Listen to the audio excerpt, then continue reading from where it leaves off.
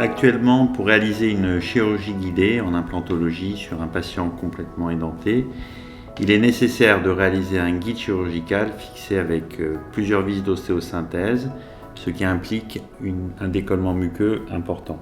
Cette vidéo a pour objectif de vous proposer un autre protocole applicable uniquement dans certaines situations, mais qui permet, lorsqu'il est réalisable, de simplifier ce type d'intervention.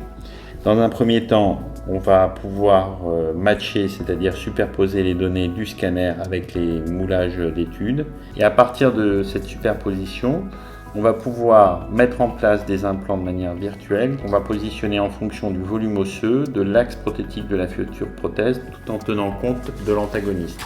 Une fois les implants positionnés, le guide chirurgical est confectionné sur le logiciel, puis fabriqué par une imprimante 3D. Une fois le guide réalisé, on va vérifier sa précision en réalisant un contrôle radiographique. Celui-ci permet de constater la précision de la superposition des données du scanner et des moulages.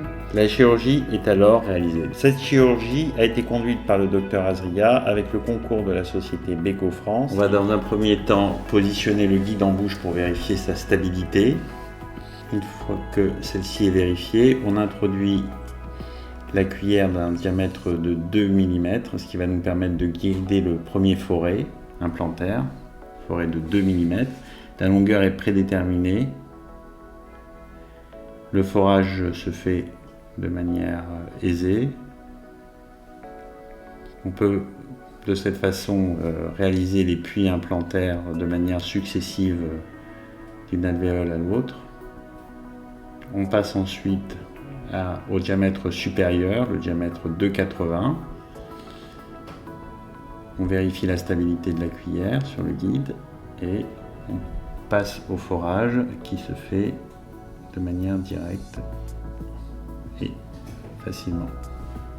Le fait que le guide ne soit pas transfixé par des vis d'ostéosynthèse nous permet de le retirer assez facilement pour vérifier le résultat du premier forage, vérifier qu'on est bien dans les axes.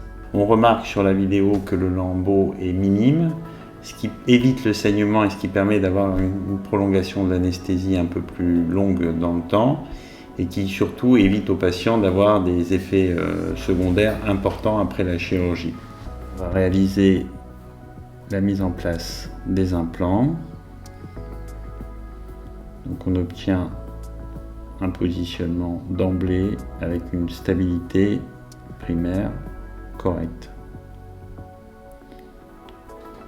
Les T-bases sont positionnés sur les implants, ce qui nous permet de réaliser les sutures avec un surjet. On peut constater que les T-bases sont bien en place. Le contrôle radiographique nous permet de voir que tout a bien fonctionné, aussi bien dans les axes que dans le positionnement. Le bridge provisoire réalisé au préalable au laboratoire se positionne de manière assez facile sur les T-bases et sur les piliers postérieurs.